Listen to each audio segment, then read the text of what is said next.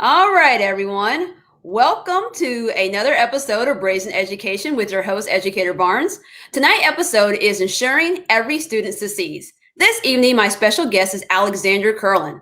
Alex is a proud Hoosier and former educator. She has also previously served as Assistant Director of Due Process at the Indiana Department of Education and as school board member for many districts, including Washington Township, the district where her children currently attend school and where she hopes to return to the board. She has been practicing law since 2004 and believe her experience and zest for education makes her a strong candidate for school board member. Welcome to the show tonight. Thank you so much, Educator Barnes, for having me. I'm so excited. Well, if you're watching the show live on Facebook or on YouTube, please share your thoughts and questions in the comments. On social media, please use the hashtag Brazen Education so we can know your thoughts and connect with you. I just want to address up front for Washington Township, Alex is running for the District 1 seat. She is running against Deidre George Davis. I did extend an invitation to Deidre for the show. I'm going to read to you guys her response. She said, "While I appreciate your willingness to accommodate my schedule, I am respectfully declining your invitation. Regardless of the outcome, we know that our school system in its current state is a threat to both my boys and yours. I will not stop fiercely advocating for smaller class sizes, diversity among teachers and staff, diversity and inclusion in the classrooms, particular high ability classrooms and programs, and holding the administration accountable and ensuring that the achievement gap continues to close until it no longer exists. Thank you again for the invitation and have a wonderfully blessed day." So I just wanted to make it clear, I did attempt to have a well-rounded conversation with both people running for the seat, but nonetheless, you guys know me, I pressed forward. I wanted to hear from Alex. I think it's super important that we talk to school board people that are running for school board, because you have the presidential election, the governor's race, the mayor's race, but the races that are typically closer to our heart are the ones that involve our children. So Alex, the first thing I wanted to talk to you about is what happened with the last election. I think it's just important to kind of get that out on the table and just kind of address that up front, and then we can move on into the other topics. Absolutely. First of all, I don't remember if I said thank you for being here and thank you for having me, and I appreciate that very much. And thanks for the opportunity to talk with you and both your audience. The last race was an amazing race. We were new. We had new ideas, new thoughts. We were the first people to talk about the achievement gap. We were the first team to ever talk about the declination in our ISTEP scores. We were the first team to talk about robust construction projects for students in the district to have as career options. And we won the election. It was amazing. It was awesome. And we were able to bring a lot of change on the board when we got on. Shortly after the election, someone on the other team pointed out that my house, turns out it's 2 houses south of 75th Street. Washington Township is in 3 residence districts. The one residence district is sort of the north or the west side of town. The District 2 is the center of town. District 3 is the more east part of town. And the line between District 1 and District 2 is on the west, it's Spring Mill Road, and on the north, it's 75th Street. My address is 7431 North Meridian Street. When I met originally with my opponent and we discussed where I lived and what district I would be running in, he indicated that he thought that was District 2, and I sort of trusted that. I looked at the map and I agreed that it was District 2. The map isn't really clear on what the streets are. And so we all thought that I lived in District 2. And it didn't turn out until after I won the election that I was actually in District 1, not District 2. I won't spend too much time talking about it, but I will say that I think but for COVID, that the election would not have gotten overturned. My election is the first election in over 250 years where an election has been overturned without a showing of fraud. And there were 2 specific findings, both by the Court of Appeals as well as by the trial court, that there was no fraud involved. And so, while I don't agree with the court's decision, the Supreme Court denied transfer is what that means. And while I don't agree with the Supreme Court's denying transfer, I do think it was, like I said, I do think it was an impact of COVID. We filed right in March when everything got shut down and the Supreme Court stopped taking cases for a while. But that's where I am. And but I'm really excited about the things that I was able to do while I was on the board. Again, like I said, we were the first campaign that was talking about the achievement gap. We were the first campaign that really actively campaigned on it, and people were really upset when we started doing that. But now, if you look at people's platform, it's the exact same platform that I brought 2 years ago. Before I ran for the board, we did not have district goals. As a district, we did not have district goals. And I was so excited that when we got there, that we ended up with district goals that we can now hold not just administration accountable for, but that we can hold ourselves accountable for, the board accountable for. And as taxpayers, as voters, you can say, these were your priorities. How did you do? And so I'm really excited that we're able to do that. Great. And for those of you that don't know, like the demographics and background of Washington Township, I want to quickly share what those are. Recently, the Indiana Department of Education switched from using the IDOE Compass page, and now all the school data is on the IDOE InView page. I just want to mention that for my viewers because I know there's a lot of viewers that haven't realized that the information is now housed somewhere else. I do think logistically, I think it's easier to view the data on that site. So if you go to Google and you just put in IDOE InView, you will get to that site and you can look up any school district, any school, and see the data that's on there. So I'm going to quickly just talk about the data from Washington Township, just the demographics. So this is Washington Township. And as you see, we have over 11,000 students in the district. And when it comes down to how diverse Washington Township is, 40% of our students identify as Black, almost 30% are white. And then our Hispanic population is about 20%. And then our Asian population is 3.5%. When you're on this website, you can go to performance and you can go to student achievement. When you go to the student achievement page, you'll be able to look at the standardized test. And I am an educator, as you guys know, and I know a lot of times people kind of steer away when we talk about the standardized test, but it's important. And then you look at Washington Township, if you look like the 3rd through 8th grade proficiency data, and if you click over here to do view details, you can see it broken down by racial groups. And when you look at these racial groups, you can see that the Black African-American group is at 31% in comparison to our white students at 74%. And if you click through the rest of the data, the narrative shows that there is an achievement gap, which Alex has talked about in the district. So Alex, can you share, if you get reelected to the school board, some of your priorities? I know you started to talk about that in your previous answer, some of your priorities that you plan to focus on. For sure. So, you know, like I said, it was really important to me that people recognize the achievement gap. And so I'm really excited to say that people now are talking about it. People recognize that there is one. You know, I worked really hard to talk about representation. For the first time in its history, the district now has a diversity, equity, and inclusion specialist who is at the superintendent's table in the superintendent's cabinet, which is amazing. I will tell you there's 3 things that I'm focused on this go round. I'm focused on strong academics that is accessible to all students. I'm focused on strong community partnerships that support those strong academics and strong fiscal responsibility. Those are the 3 things that I think are really important this go round. Because it is a school system, academics has to be at the heart of what we do. And strong academics that is accessible to all students has to be at the heart of what we do. I'm advocating that instead of looking at sort of our education world as the regular sort of academic track and then the gifted track, I'm advocating that we add some more levels. I'm advocating that we have a gifted level, an advanced level, a regular level, as well as a basic level that is all throughout our schools and that children can move easily in and out of. I'm advocating that we have more remediation at both the middle school and the high school levels. I'm advocating that we have Wednesdays as 2-hour delays on every Wednesday, so teachers have time to collaborate, to plan, to meet with students one-on-one if they need to do that, and so that they have time to actually work with students. I'm also advocating that all teachers teach all students, so that there isn't a group of gifted and talented teachers and a group of, regular teachers, but that all teachers bring their expertise to all students. I think teachers gain a lot by that, and I think students gain a lot by that.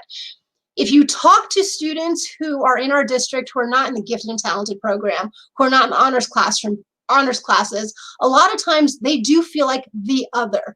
They always feel like they're not as special as those kids. They feel like they're sometimes the stepchildren.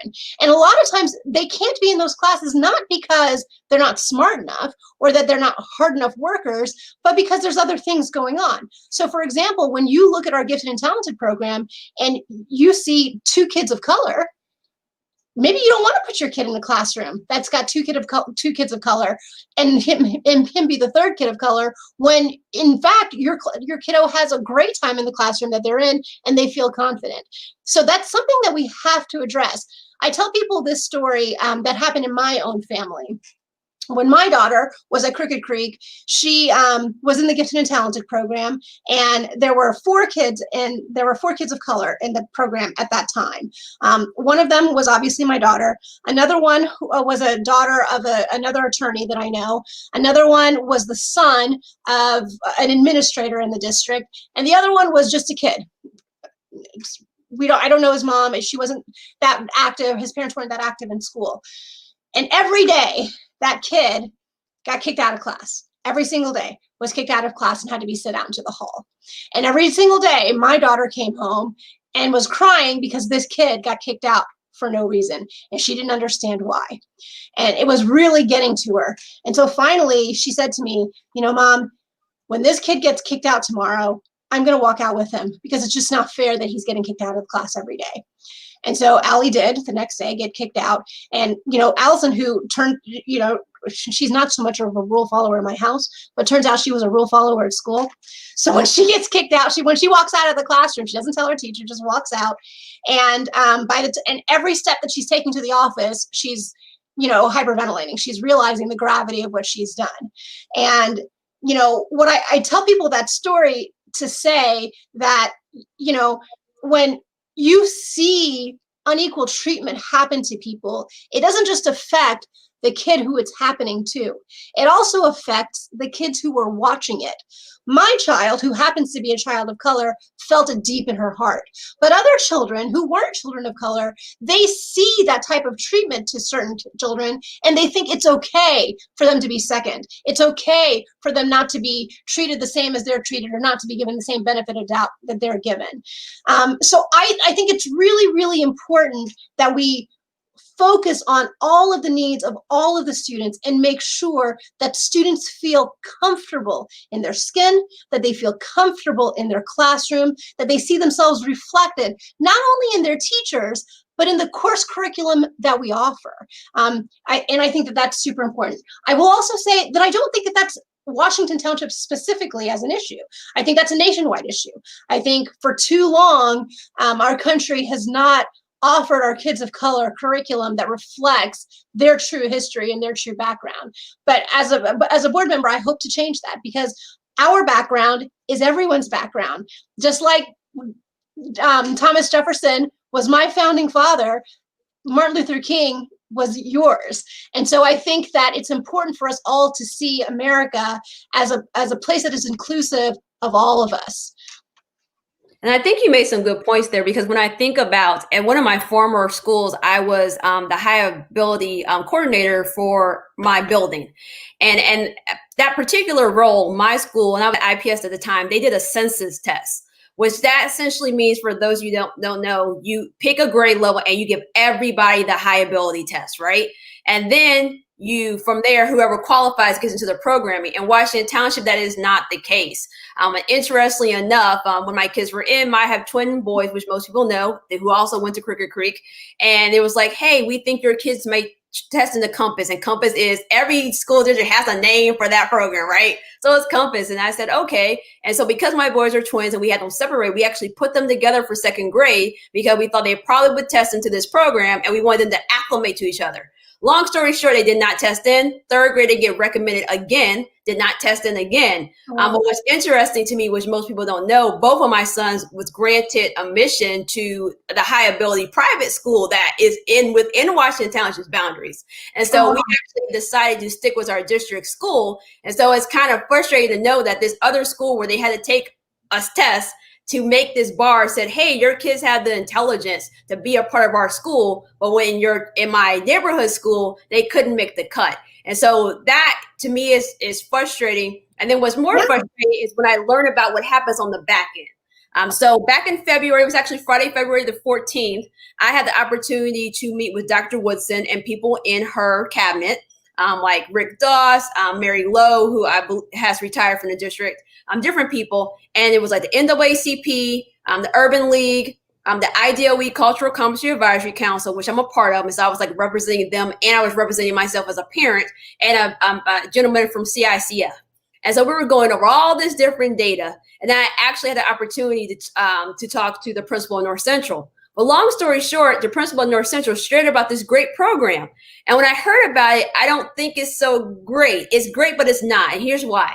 There's this program before Black kids come to the high school that if you weren't ever in Compass in elementary school, if you weren't ever in advanced playbooks in middle school, we'll put you on a special track so you can get into these advanced classes in high school.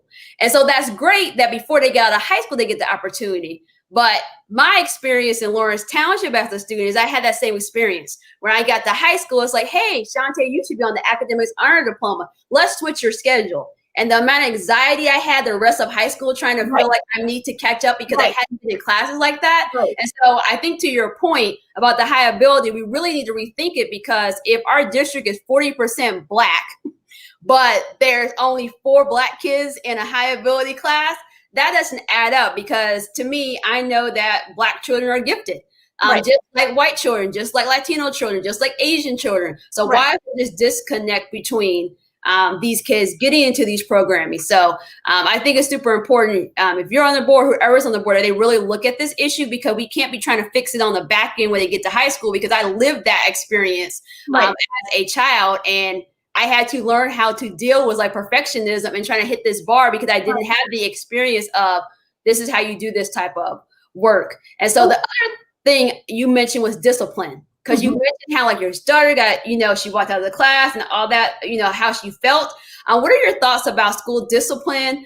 There's a lot of talk about defund the police, get resource officers out of the school. And when I saw the referendum information, there was some information about that some of that funding would be used towards school safety. So what are your thoughts about school safety? People talking about we need to get police officers off campus, out of school. What are your thoughts about this? So I will tell you that I think school safety is a huge priority. It's a huge concern. And I think that school safety takes place in so many different ways. I think one of the ways that school safety takes place is with regard to how students actually feel. So the achievement gap, I have to say, the reason that it's such a big deal to me is because the achievement gap affects people's ability to believe in themselves. I'm going to pull this up because I did a presentation last week to a bunch of lawyers. And what I did is I talked about Brown versus Board of Education. And there is a really good quote from that case. Here, it's a quote from the Slaughterhouse cases from 1873. And this is a quote that that the Supreme Court quoted. It's from McLaurin versus Oklahoma State Regents. It's a Supreme Court case. And this is what they said about separate but equal. Segregation of white and Black children in public schools has a detrimental effect upon the Black children. Now, I'd argue that it also has a detrimental effect on the white children, but they were talking about separate but equal specifically here. The impact is greater when it has the sanction of law. So imagine when a teacher kicks a kid out. That's the sanction of law. For the policy of separating the races is usually interpreted as denoting the inferiority of the Black group. A sense of inferiority affects the motivation of a child to learn. Segregation with the sanction of law, therefore, has a tendency to retard the educational and mental development of Black children and to deprive them of the benefits they would receive in a racially integrated school system. So when you've got a situation where you're treating students differently based on the color of their skin and based on your implicit biases, I'm not saying people do this on purpose. I think there's a very rare person in our district who is an actual racist. I think these are implicit biases that people don't realize that they have. But when you treat students differently, when they feel inferior. And I don't know if you've ever felt inferior, Educator Barnes, but when you feel inferior, you act out. You don't try, you give up, you get depressed, you get sad. That comes out as anger, that comes out as behavior, that comes out as, unwillingness to work. And so part of how we deal with school safety is by ensuring that all students have equal access to really good education. Because when students are learning, they feel good. And when they feel good, they behave badly much less. So that's thing one. Thing two, I don't have a problem with our school resource officers. I think our school resource officers are great folks. I think they do a great job. What I have a problem with is that we use them instead of teaching. I have another story to tell with my kids. My kids are crazy. So Nicole, one time, she's at Wesleyan, and somebody in the kid, they had back in those days, they had like those gaming systems you do in your hand, I think like a PlayStation or something like that. So one of the kids lost a PlayStation, and the kid comes into the class and says, "Hey, teacher, I lost my PlayStation, and I know it was in here, and somebody's taken it." And the teacher says, "Hey, kids," and this happens to be Nicole's only non-honors class, okay? So you can imagine it's majority minority. So the teacher says, "Hey, guys, such and such has lost his PlayStation. Where is it?"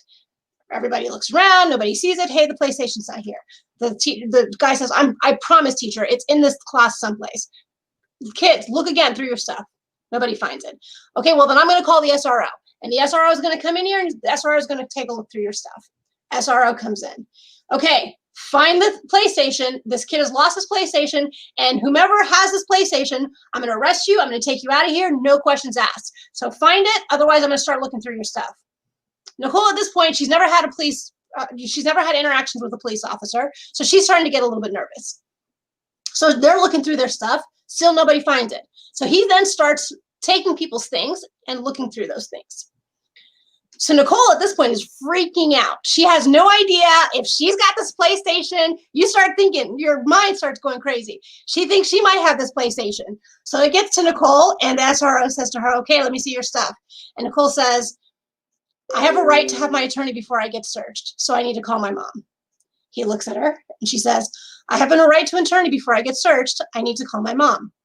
So the other kid says, "Yeah, her mom represents me too. Her mom represents me too. Her mom represents me too."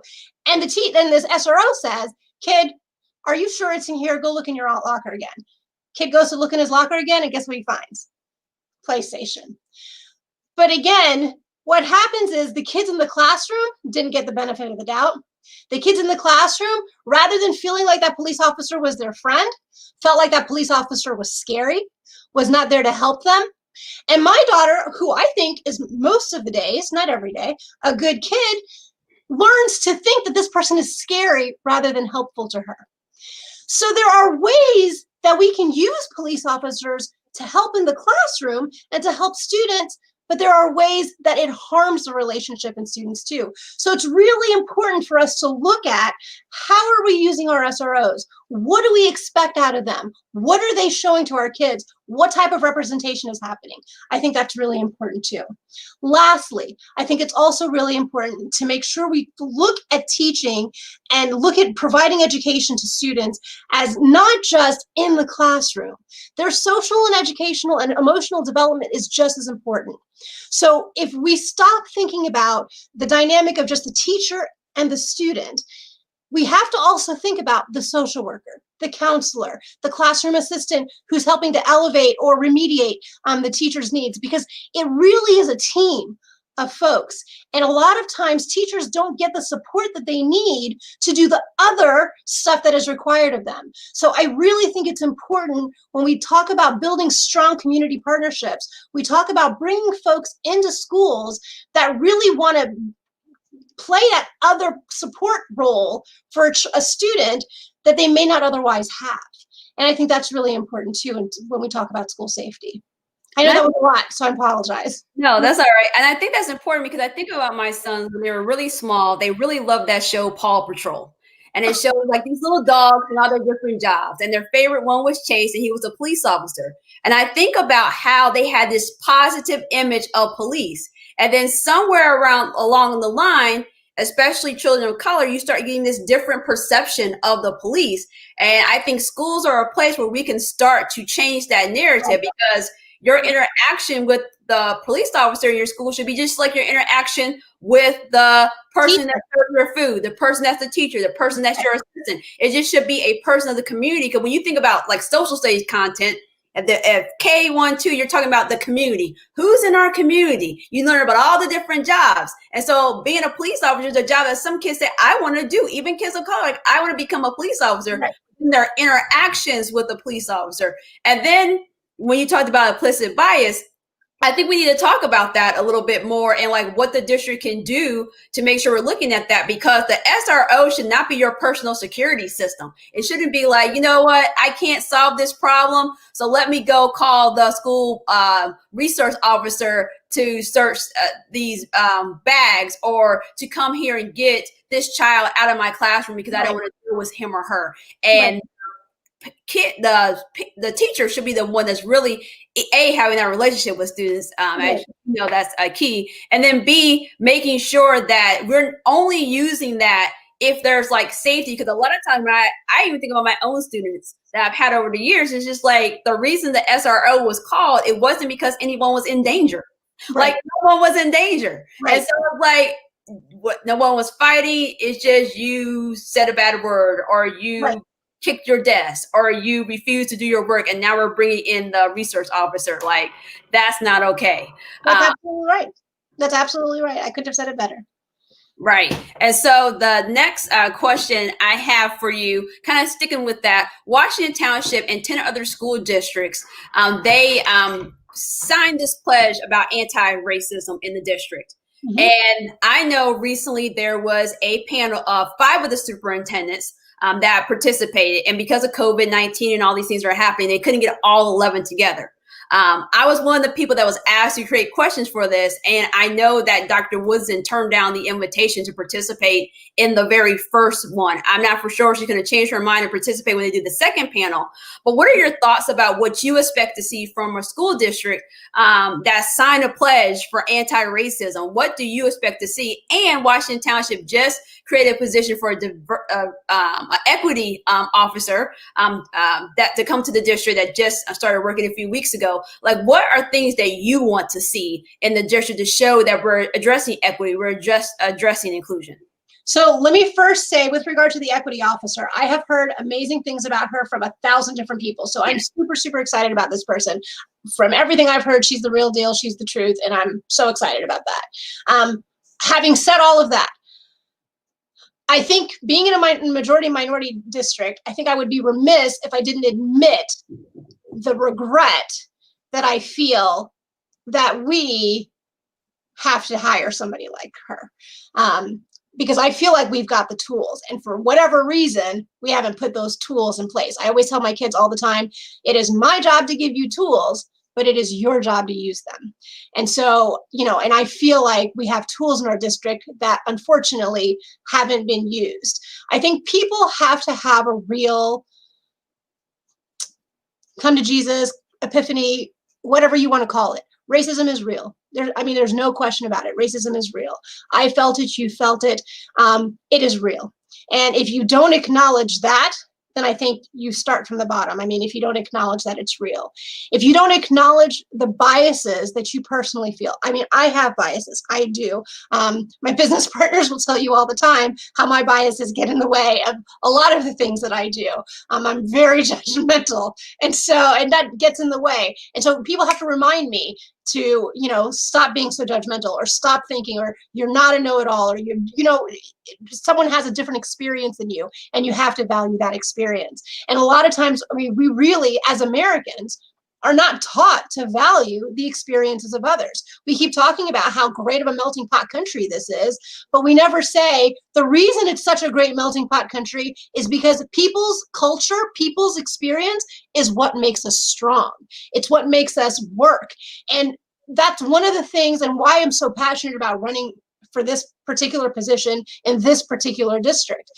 Washington Township, it is the cure. It is the utopia. It is the place where we can show the world what diversity can do. We can show the world how we can succeed because we are so different, because we learn through those differences what makes us stronger, and our bond becomes thicker and stronger, and our kids become stronger and wiser and savvier because they've learned to use diversity as a strength rather than have it as a weakness. And so I'm super, super passionate about saying that, because unlike a lot of districts, in some districts, you've got kids that are majority minority, they're all poor. Or you've got some districts where it's majority and they're all rich. In Washington Township, you've got minorities who are rich, you've got minorities who are poor. You've got majorities who are rich, majorities who are poor. You've got second, third, fourth, fifth language speakers. You've got immigrants. You've got folks whose parents don't speak English, but they speak English fluently. You've got kiddos who come in who speak English, but they can't read it. I mean, they've got the gamut of everybody. And all of that makes us better. That makes us better. What better way to teach someone to read than by learning how to read? What better way to learn how to do a math problem than by teaching someone else the math that you already know? What better way to, perfect a skill than by working with someone who doesn't already have that skill? What better way to understand someone than by listening to them and hearing from their experience? And we have that opportunity in Washington Township. I got to admit, I don't remember the original question because I got on a soapbox. I was asking you, what do you expect the district to do? Because right now, because I think about this, right? So the whole George Floyd situation happened, and then everyone was kind of in this holding pattern of we should say something, right? Right. And then Washington Township releases a statement, which I'm going to be honest, I thought it was very, very safe. Right. And then we move forward, and then the 11 school districts come together and take this stance on anti-racism, which that's great. Because I feel like you can't address the problem unless you come out and directly say, I'm going to address it. So I like that, but it's not clear to me as a resident, as a former employee of the district, it's not clear to me what I would see as a parent, what changes I may see. So if you would get to be back on the school board, what things would you want to see happen in the district to show that they're addressing anti-racism, implicit bias, diversity, equity, inclusion, all the good things. Okay, perfect. So one of the things that we did, again, so this issue for me is not very new because this is an issue that I ran on 2 years ago. So that was one of the reasons the district goals were so important to me. When I got in, we had never had district goals before. And so equity and the achievement gap all came up as issues, but there was never any baseline data for us to say, what are we looking at? What are we expecting as growth? So one of the big things that Washington Township has done now that hadn't been done before this past spring is we now have district goals that include equity as a specific measurement. So we have a baseline data, and in a year from now, we can say, where is our baseline on participation in upper echelon classes, suspensions and expulsions, kids who are graduating with or without a general diploma versus a core 40 diploma, where we are on ACTs and SATs. I mean, those are specific things that the board has asked administration to measure to determine whether or not it's doing better. Obviously, it's the first time for goals. They're going to have to be refined. And as we see things in the district, we're going to have to continue to refine them. But that was one of the reasons why those goals were super important to me, because I really feel like it's hard you can't just judge people without giving them an expectation. So you have to set a framework wherein you say, hey, we see this problem exists, but this is what we expect to happen. Now that we've all acknowledged it, it's no longer enough to say, well, she intended to do a really good job. I know she's really trying, or he's really trying, whomever. I'm not talking about anybody specific. It's not enough to say he's trying. Now it's time to say we want results. And now with district goals, we have the ability to actually get results. So I think that's a really, really good start. And I think it's a really big start for Washington Township. And I think I'm going to add about the district goals. I think those are important because a lot of the pushback you hear, and even from other educators, and I will admit, like, I don't want everything I do as an educator to be judged on the I learn or judged on the I read. So I think it is important to have other goals. So when people push back to say, hey, we switched from I step to I learn, so that's why we weren't achieving. Or, hey, the standards, they changed, so, that's why we're not achieving. Right. To give other tangible things that you as an educator feel like you have more control over. That's right. Whether that's looking at the assessments I do in my classroom, like I have control over that. Like there's something you have control over. But I think one thing that's important to me. So after we had that meeting back in February, which majority of people were in the room were Black people talking to the district, I get this in the mail, and I don't know if you guys can see this, but it says on here, all student achievement matters. And this flyer simply pissed me off. I'm gonna be honest. And the reason it pissed me off, because when we were in the room with Dr. Woodson, we asked her, do you acknowledge that there is a huge achievement gap between Black and white students in Washington Township? Like, we asked her to say it and name it in the room. And so she's like, yes. And she gives us a folder of all this stuff, and all that stuff is posted on Washington Township's website under like equity. So it's all there. That's the stuff she gave us. And I think that stuff went on the website like shortly before we had that meeting, and it's still there.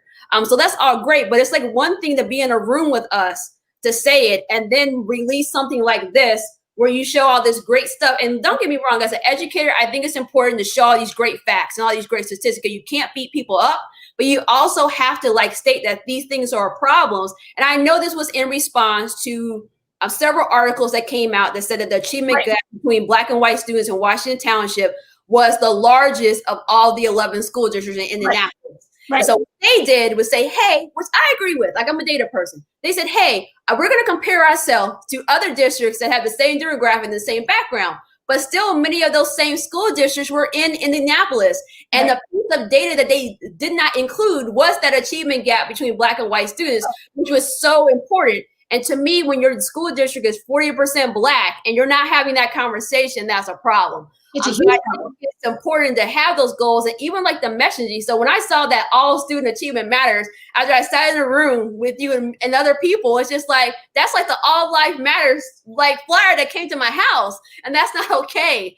So I will tell you the one challenge that I found in running for school board is people love our district so much for great reasons. We have a really awesome, amazing district. In part because we have such an amazing community.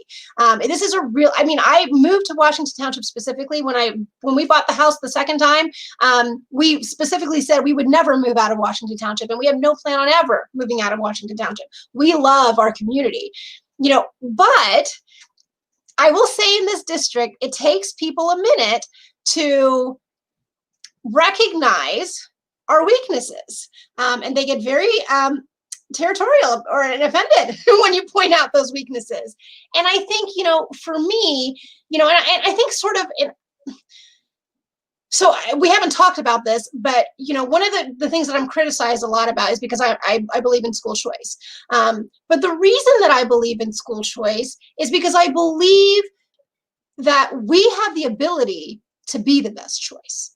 We can be the best choice for everybody. I've never in my life backed down from a fight. I'm a scrappy little thing, and I'm okay with competition. I say bring it. Having said that, in order to really compete, you have to really take a good assessment of your weakness, because then you've got to shore it up, and then you've got to protect it, and then you've got to make it better, because that's how you become strong.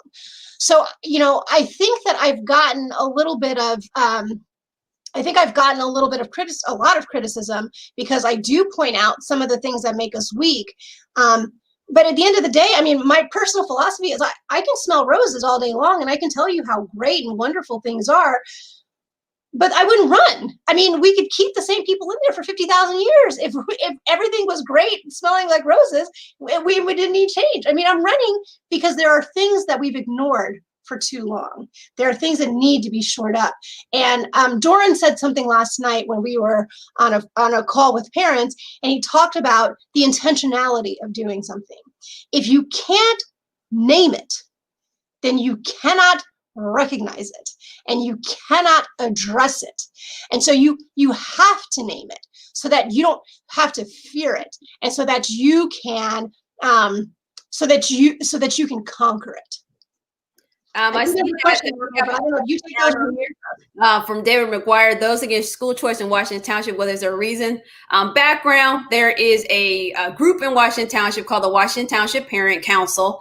And if you don't know who they are, I will tell you actually my experience with them. And this is the thing I think that frustrates me is I'm an educator. Most of my career, I worked in traditional public schools. I worked in 2 charter schools. I'm working in one right now. But it's like I chose, my school choice was Washington Township. Right. I lived in one house for 12 years. And then I recently moved a year ago to my new house. And I moved 4 streets over so I could stay in Washington Township. That's right. I had the opportunity to go to a private gifted school, but I chose to stay in Washington Township. And I think what's frustrating, especially when I've interacted with parents from this group, is like, even if I work in a charter school, even if I believe someone else's child should have the opportunity to go to a charter school, a private school, a Catholic school, whatever, homeschool, this is my choice. So this is the choice I'm fighting for. I actually want this choice to be the best choice.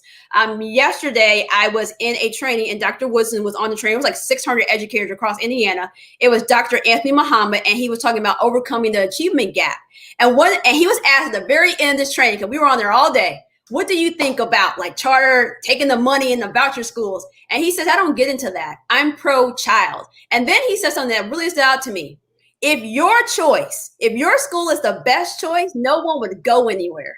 Right. And so for me, it's like, I believe that Washington Township is the best choice. That's why I chose to buy a house in this district. And so for me, when people don't want to come talk to me or don't want to be interviewed by me because I work in a charter school, or I say that I'm pro-choice, or I say that I'm pro-child, I'm pro whatever you want to do that you feel is best for your kids, like, that's not okay, because then you're saying that I don't matter. Like, my viewpoint doesn't matter. My kid doesn't matter. My voice doesn't matter because I believe something that's different than you. And so I think the reason we can't move forward in the district because we have parents whose mindset hasn't changed yet. I will say at one of the last meetings I was at, the Washington Township Parent Council is going to read Push Out, the criminalization of Black girls in school, and they're going to watch the movie. I plan to participate in both of those sessions. But I think my frustration is, why do I have to wait for you to catch up? I've been here in kindergarten, 1st grade, 2nd grade, 3rd grade, 4th grade. That's 5 school years I've been coming to these meetings, waiting for y'all to get your mindset right so we can move forward. So that, I would say, to David's question, that's kind of like the argument here in Washington Township is that, and it comes down to funding. There's a secondary argument that these schools are taking the funding. And as an educator, I know that we are, under-resourced. I'm not even going to argue that. And the thing of the matter is, I don't necessarily even disagree with all of the viewpoints that they have, but it's like, I came here to talk about Washington Township kids. I did not come to this meeting. I did not come here to argue with you about school choice. I'm Washington Township. So thinking about Washington Township, and we both chose this district and we both moved to stay in the district. What are some of the great things of the district that you plan to highlight if you get to the school board? Because I think a lot of times we talk so much about all the problems, which is important. We need to name it and address it. But what are the great things about Washington Township that you want to highlight and maybe even add to being on the board? So one of the things that I think is the most amazing thing about our district is our community. Our community has our back like nothing else. I'm talking when it comes to, if you need somebody to help with the swim team, if you need a volunteer for, making sure somebody steps up to get you food for your softball program, if you need volunteers for people to help read with kiddos who don't know how to read, if you need, if you need extra PPE, if you need, somebody to come in and provide, teacher support during Teacher Appreciation Week and make sure that there's latte bars for them. I mean, our community comes out like you would not believe, like nobody's business. And I think that they are the biggest strength in our community. I think another huge strength in our district, we have amazing teachers. Our teachers are smart. They are committed. They are willing to work with and do anything to help kids learn. Is there implicit bias? There is. We all have it. We all have to continue to work on it. It's a challenge every day. But for the most part, our educators are amazing. I think North Central has the most rigorous academics in the city. You can go to Sycamore if you want. You can go to Park Tudor if you want. I had a kid who went to Cathedral. And I think Washington Township, our honors program, is the best, the most rigorous program, hands down. I think kids, when they come out of our program, are prepared for post-secondary, but not just post-secondary. They're prepared for post-secondary. They're prepared for law school. They're prepared for medical school. They're prepared to own their own businesses. And indeed, we see in Washington Township, in our community, brilliance. We see people who run the city, mayors, governors. We see, heads of hospitals, people. Alex Azar lives in Washington Township. He's the Health and Human Secretary Services on Donald Trump. He lives in Washington Township. And so we really do have brilliant minds that are products of North Central. Judge Tanya Walton Pratt, Washington Township. I mean, so, the product that is produced in our district, I mean, you can stand it up against anyone's. You can stand it up against anyone's. And I think that that's something that we always have to remember. And I'm glad you asked me that question because, it's true that I do, like I said, I don't take enough time. That's probably the biggest criticism I think I would give of myself, that I don't take enough time to smell the roses and to talk and think about the great things that are happening in our district. Wanda Thruston, who is a mentor of mine who currently sits on the board, she has been, she really gets hard on me on that and says, Alex, you can't keep talking about what we need to do. Sometimes you have to talk about what we're doing that's great. And I don't do enough of that. And so I have to apologize to the greater population out there because I do need to do more of that. I just get so focused on how much more we can do and how much better we can be that, I don't do enough of that. But I'm glad you asked that question. And I thank you for giving me the opportunity to say how great of a I've received the same criticism because, I've had people quote articles I've written about the district. You said this and you said that. And what was interesting, my son's second grade teacher, Mrs. Smith, that's the time they were together in the class. I actually wrote a whole article just about her and even named her in the article because she was really transformative in my children's life. And I said, you know what, you are right. And because on one hand, we could be so much greater if we did this and this and this. I need to bring this up. And on the other hand, it makes it sound like, well, why are you in the district? Right. And so I think about why I chose this district, part of it, I was part of desegregation busing. So I was bused to Lawrence Township out of IPS. I was very used to being the only Black kid in class. I didn't want that for my children. So I intentionally saw a district that it wasn't going to be majority Black or majority white. I wanted to be kind of a good mix of different students. And I was a ENL teacher in the district. So I worked with refugee students that were in the district. So I wanted my sons to be around every type of student, every type of child, and have those relationships. And so when I was looking, my husband and I were looking for houses. We looked in Lawrence Township because obviously we graduated from there. So we looked there, and then we looked at Washington Township. We even looked at Pike Township. But the district we ended up going with was Washington Township because that met the needs. And the reason it took us 2 years to find a house because they opened that other elementary school, and we not only decided to stay in the district, we wanted to stay within the boundaries of Crooked Creek because Mrs. Parquette and Josh Bowles, they're great administrators, and we have a great relationship with them. And for us, it's I don't want to go and start over with another admin team, another teachers. I want to stay at this school. Right. So it took 2 years to even find another house so we could stay within those boundaries. And I think it's really important that people hear the things that that's great about the district and know that there's great things about the district. I always think it's important to have those conversations with people in the district. So I think that's great. And so I asked you earlier. You told me you identify as Black. You're Haitian. How do you think who you are, who you identify as? What from your background, your role, would you bring to the board, and how does that kind of shape the work that you would do? It was interesting. Okay, so when I was young, I always saw myself as a lawyer. I never saw myself as anything but a lawyer. And so when I went to college and started majoring in political science, I was like, this is terrible. And I started working in a child care center. And one of the teachers said, hey, you're pretty good at this. Why don't you take an education course? And I did. I took an education course, and it was the first A I got in college. And, I loved it. And that's how I ended up coming out as an education major and coming out as a teacher. And when I did graduate as a teacher, my family was like, what in the heck are you doing? I mean, we did not raise you to be a teacher. We were thinking doctor, we were thinking lawyer, because for those people who are immigrants out there, in the immigrant community, we really believe the great equalizer is education. In Haiti, students don't get to go to school. There is no public school system. You have to pay to go to school. And so if you don't pay to go to school, if you can't afford it, which 90% of the population can't afford it, then you don't get to go to school. And so when you come to a country that has a public school system, I mean, for immigrants, that's huge. That's huge. And so my family wanted to take full advantage of every opportunity that the public school system was the education system here in America wanted to give us. And so that's, for me, the value that I bring as part of the board. I was raised knowing that my education was the backbone, was the foundation of everything I was going to be in life. And I know that sounds dramatic, but that's how I was raised, that your education is the foundation of everything all the choices you're going to get to make in life.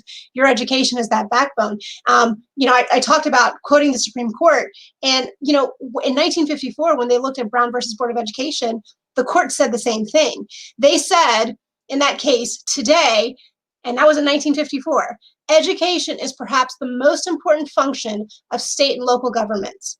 It is required in the performance of our most basic public responsibilities, even service in the armed forces. It is the very foundation of good citizenship. Today, it is a principal instrument in awakening the child to cultural values, preparing him for later professional training, and in helping him adjust normally to his environment.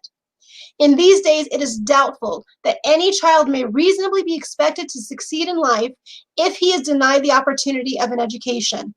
Such an opportunity, where the state has undertaken to provide it, is a right which must be made available to all on equal terms. That statement was made in a 9-0 decision on a Rehnquist Supreme Court in 1954. But those words are as salient today as they were then.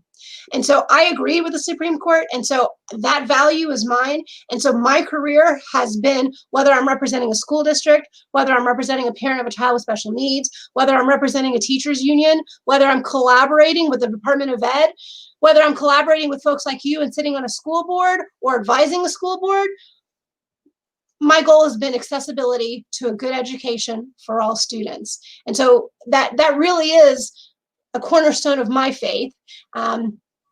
And hopefully that's what I bring.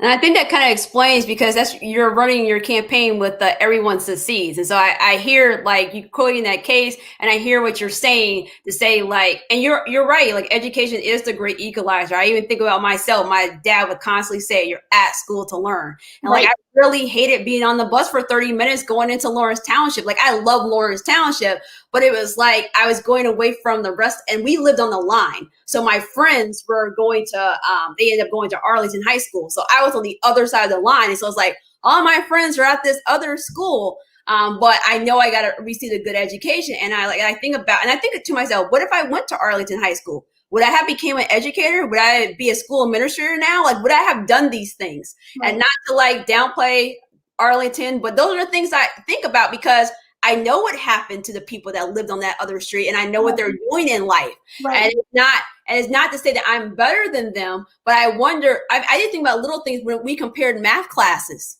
mm-hmm. and what class I got to take and what classes they got to take, because the class wasn't being offered. And right. So you're sitting there like, how do you not have that class? You don't have that. You don't have, like, we have marine biology at Lawrence North. you don't have marine biology as an option at your school. And then and I really started to see, like, even though I didn't want to go so far away, this school, Lawrence Township, was offering, like, I even remember their slogan, integrity, achievement, service. And that's still like, those things are like embedded in me. And so I became this person. So I think we're down to the last like few minutes of our episode. So I'm going to give it to you and just kind of give us your last like final pitch about why when people vote, they should check your name for Washington Township. So I got to say, first of all, really thank you to Shantae for this opportunity. I really, really appreciate it. You know, I got to tell you, I don't know that there's anything really special about me. There's not. I mean, my team is amazing.